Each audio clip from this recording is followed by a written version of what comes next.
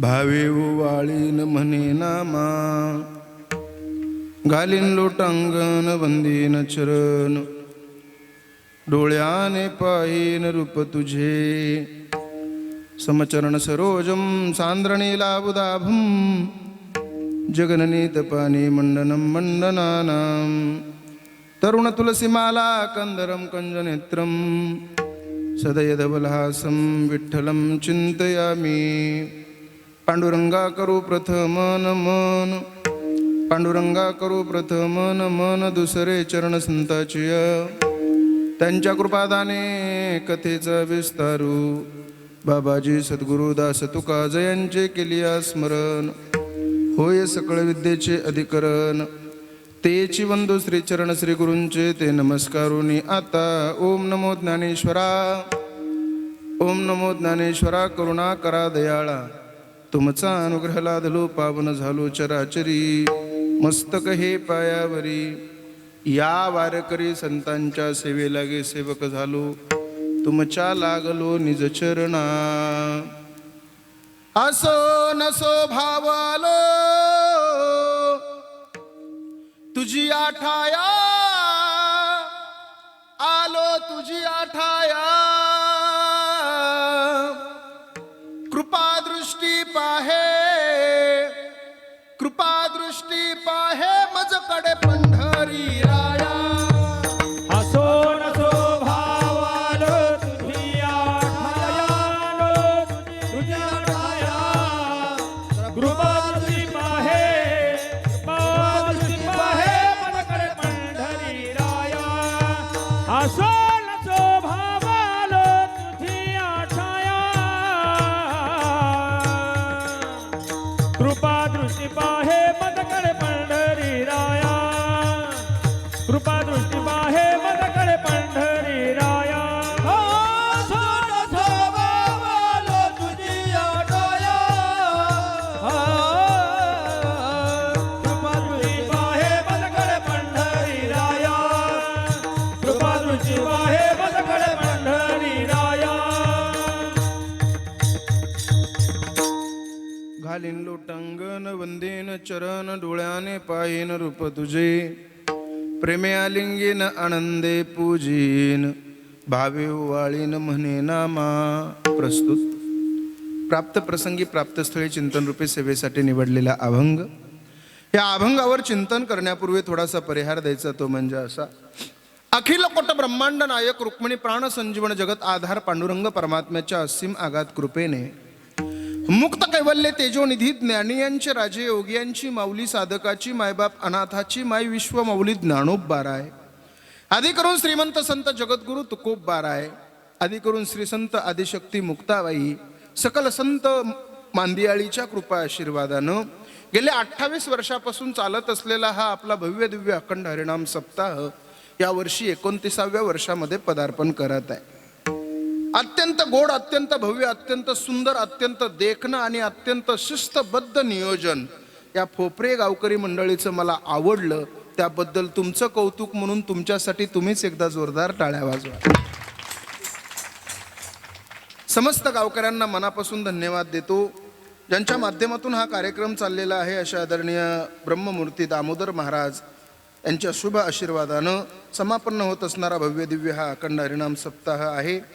कार्यक्रमासाठी उपस्थित ही सगळी परिसरातील महाराष्ट्रातील नामांकित मंडळी आहे, ज्यांनी सुरुवातीची चाल गायली, असे आमचे गुरुबंधू आदरणीय श्री समाधान महाराज आणि आदरणीय संगीत विशारद संगीत अलंकार श्री भाऊसाहेब महाराज, या दोघांसाठी एकदा जोरदार टाळ्या वाजवा। अत्यंत सुंदर, अत्यंत गोड, अत्यंत देखणं महाराज गाणं या मंडळीचं आहे। यांच्या कंठामध्ये सरस्वतीचा वास आहे। मला कालच तेजस महाराज मडवींचा फोन आला होता आणि महाराज आमचे आपले गुरुबंधू आहेत तिथं, अत्यंत सुंदर स्वभावाची ही आमची वारकरी माणसं तुम्ही जपतायत, तुम्हाला मनापासून धन्यवाद देतो। त्याचबरोबर मृदंग सेवेसाठी उपस्थित असणारे आमचे आदरणीय मृदंग विशारद मृदंग अलंकार हरिभक्तपरायण विजय महाराज, खरं तर तुम्ही मृदंगावर विजयच मिळवला आहे महाराज, अत्यंत सुंदर मृदंग वादन आहे। मी मगाच्यापासून त्यांच्याकडे पाहतोय, तुम्ही मला ऑब्झर्व केलं का? मी सारखं त्यांच्याकडे पाहून त्यांना हातवारे करतोय।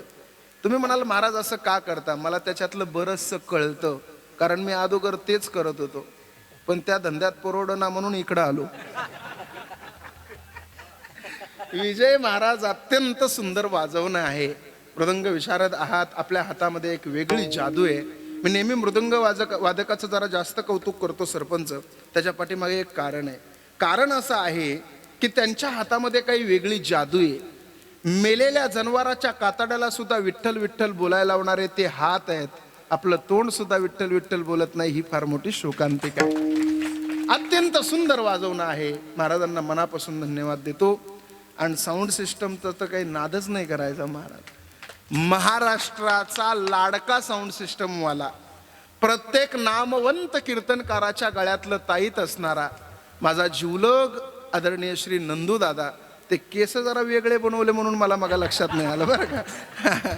माझा नंदू दादा अत्यंत सुंदर साऊंड सिस्टम आहे. वारकरी संप्रदायातली लाडकी साऊंड सिस्टम म्हणून याची ओळख आहे. आणि खऱ्या अर्थानं तुमच्या या परिसराचं वैभव सिस्टमच्या माध्यमातून संपूर्ण महाराष्ट्रामध्ये झळकत आहे. नंदू दादाला सुद्धा मनापासून धन्यवाद देतो.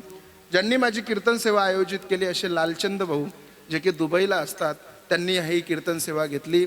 दादा दुबईला येणार आहेत बरं का, आम्हाला सुद्धा थोडं फिरवा तिकडं. त्यांना सुद्धा मनापासून धन्यवाद देतो. ज्यांच्या माध्यमातून तुमच्या सगळ्यांच्या दर्शनाचा योग आला अशा आपल्या गावचे आदरणीय शिवाजी महाराज, बरोबर ना, शिवाजी महाराज यांनी संपर्क केला 1-1.5 महिन्यापूर्वी. संपर्काच्या माध्यमातून तुमच्या सगळ्यांच्या दर्शनाचा योग आहे. येईपर्यंत अत्यंत प्रेम मिळालं, पण आता गेल्याच्या नंतर मिळतं की नाही ते पाहू. म्हणून शिवाजी महाराजांना सुद्धा धन्यवाद.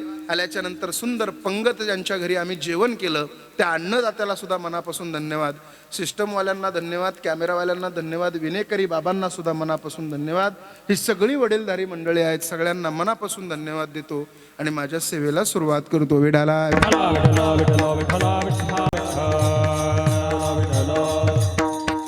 तास आपल्याला माऊलींच्या चरणी आपली सेवा समर्पित करायची आहे. सर्वांगाचे कान करून सर्वांनी कीर्तन ऐका. ही चिल्लर पार्टी शेवटपर्यंत बसते का अशीच? वा वा वा. मी पहिला शिक्षक आहे, मला सांभाळायची माहिती आहे म्हणून म्हणलं. पोरांसारखी आगाऊ परिस्थिती कोणाचीच नसती महाराज.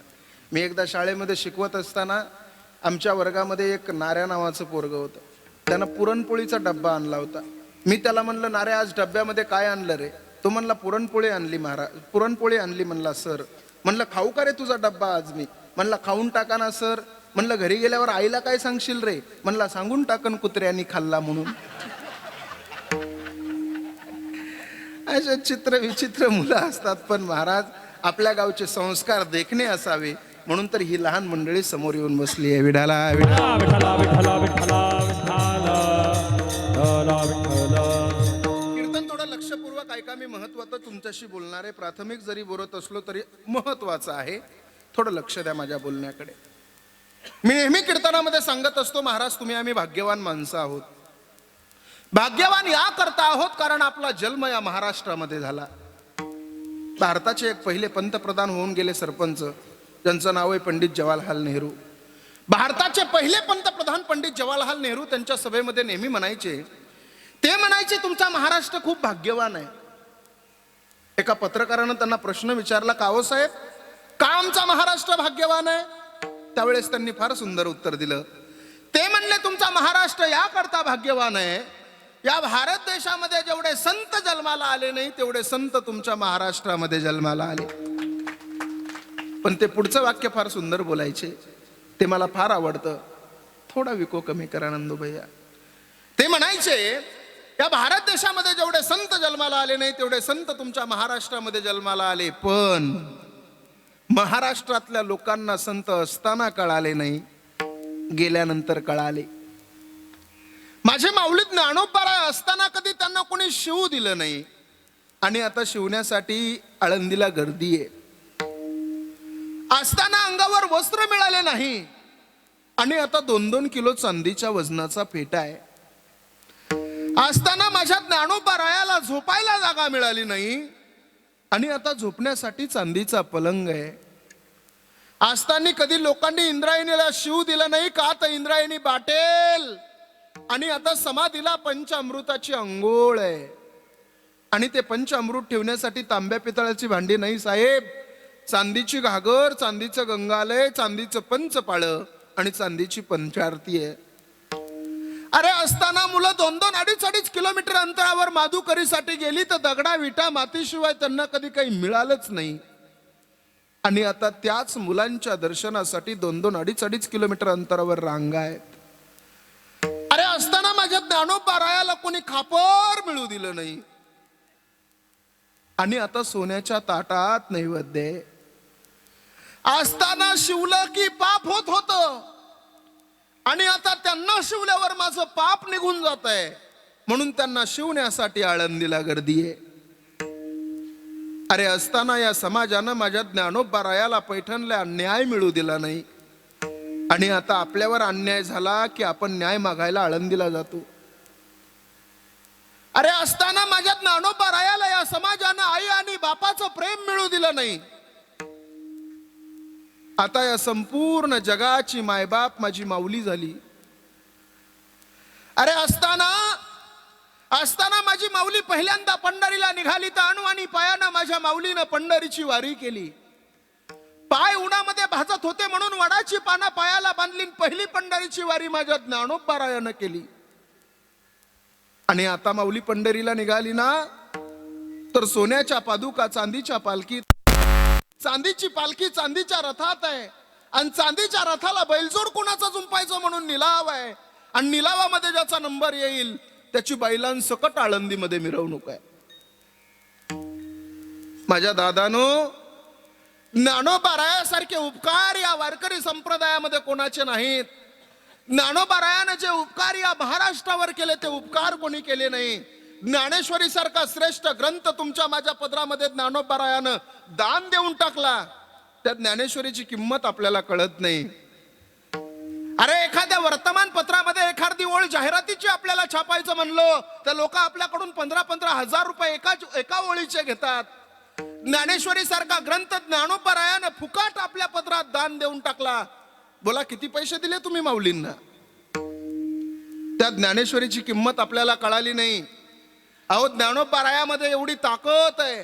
आळंदी सारख्या तीर्थक्षेत्रामध्ये राहत असताना, अभ्यास करत असताना, अरे म्हणतात आपण जन्मल्याच्या नंतर 5व्या दिवशी आपली सटवी, आपलं प्रारब्ध आपल्या कपाळावर लिहिते. पण ज्ञानोबारायाची साधना करत असताना, ज्ञानोबारायाच्या समाधीवर रोज तुमचा माथा टेकवत असाल ना, तर सटवीने लिहिलेलं प्रारब्ध सुद्धा बदलवण्याची ताकद माझ्या ज्ञानोबारायामध्ये आहे. ती ज्ञानेश्वरी घ्या माय बापानो, घरी आणा, रोज ज्ञानेश्वरी वाचा. रोज एक तरी ओवी ज्ञानेश्वरीची वाचत चला, पारायण कला. मी तर असं म्हणल, ज्याच्या घरामध्ये रोज ज्ञानेश्वरी वाचल्या जाते ना, नित्य नेमानं ज्ञानेश्वरी वाचल्या जाते ना, त्याच्या घरामध्ये प्रत्यक्ष माझे माऊली ज्ञानोबाराय कृपा करतात. म्हणून जीवन जगत असताना किती त्रास झाला या साधू संतांना. ज्ञानोबारायाला त्रास झाला नाही दादा हो. अहो या समाजानं जेवढा संतांना त्रास दिला तेवढा त्रास कोणाला दिला नाही. म्हणून मी नेहमी माझ्या कीर्तनामधून एक वाक्य बोलत असतो, साहेब असताना केलं जातं ते दर्शन असतं, आणि गेल्यानंतर केलं जातं ते प्रदर्शन असतं. विढाला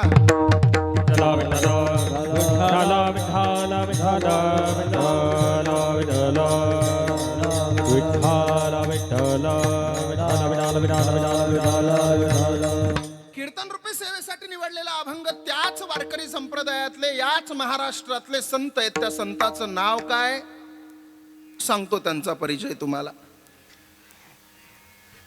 ज्या कीर्तन रूपी सेवेसाठी आज अभंग निवडलेला आहे, त्या सेवेसाठी निवडलेल्या अभंगाचे संत जे आहेत त्यांचं एक तुम्हाला सुंदर वर्णन करून सांगतो. विवेक ज्यांच्या घरी पाणी भरत होता, भक्तीचा वसा घेऊन जे कुटुंब वारकरी संप्रदायाच्या पावनभूमीमध्ये उदयाला आलेलं होतं, सातत्याने भविष्य काळावर दृष्टी ठेवून वर्तमान काळ चांगल्या पद्धतीने कसा जगायचा तुमच्या आमच्या सामान्य जीवाला ज्यानं समजावून सांगितलं, अज्ञानाचं खंडन करून ज्ञानाचं मंडन केलं, आणि देवाच्या जवळ जाऊन प्रेम संपादन केलं, असे प्रेममूर्ती नामदेवराय यांचा अवघ्या 2 चरणाचा अभंग सेवेसाठी निवडलेला आहे. बऱ्याच लोकांचा समज असा आहे की या अभंगामध्ये नामदेवराय देवाकडे मागणी मागतात. अजिबात नाही. या अभंगामध्ये नामदेवराय देवाकडे कसल्याही प्रकारची मागणी नाही मागत. मग आपला जाहीरनामा देवाच्या दारात प्रगट करतात. विठाला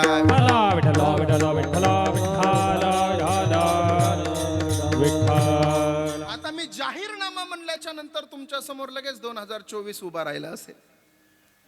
जाहीरनामा म्हणलं की लगेच आता आमदार मंडळी आपल्याकडे येईल. तुम्ही म्हणाल का हो महाराज, आमच्या राजकारणामध्ये आमचा जाहीरनामा असतो, मग तुमच्या वारकरी संप्रदायामध्ये सुद्धा असं काही चालतं का? तर ऐका, राजकारणातला जाहीरनामा वेगळा आहे आणि संप्रदायातला जाहीरनामा वेगळा आहे. राजकारणामध्ये एखादा आमदार आपल्याकडे येतो त्याचा जाहीरनामा घेऊन आणि काय म्हणतो, हे बघा, जर तुम्ही मला बहुमतानं विजयी केलं तर मी तुमच्या गावातले रस्ते बांधून, मोठ्यानं बोला, देईन. मी तुमच्या गावात पडलेली शाळा दुरुस्त करून देईन. मी तुमच्या गावात पिण्याच्या टाकीची व्यवस्था करीन. मी तुम्हाला लाडकी बहीण योजना, बोला ना, तुम्हाला नाही मिळाले लाडक्या बहिणीचे पैसे? हा मग म्हणा ना, मी तुम्हाला लाडकी बहीण योजना देईन. हा झाला आमदाराचा जाहीरनामा. पण माझ्या नामदेवरायाचा जाहीरनामा किती सुंदर आहे का? नामदेवराय म्हणतात, देवा, जर तू मला पंढरपुरामध्ये ठेवलंस तर मी तुझ्या चरणावर लोटांगण घालीन, मी तुझ्या चरणाचं वंदन करीन आणि मी तुझ्या सुंदर स्वरूपाला डोळे भरून पाहीन. देवा, जर तू मला या पंढरपुरामध्ये ठेवलंस तर मी तुला प्रेमानं आलिंगन देईन, आनंदाने तुझी पूजा करीन आणि सद्भावनेने तुला ओवाळून दिलेलं जीवन कृतकृत्य करीन. असा अभंगाचा सरळ भाव. विढाला विठ्ठल.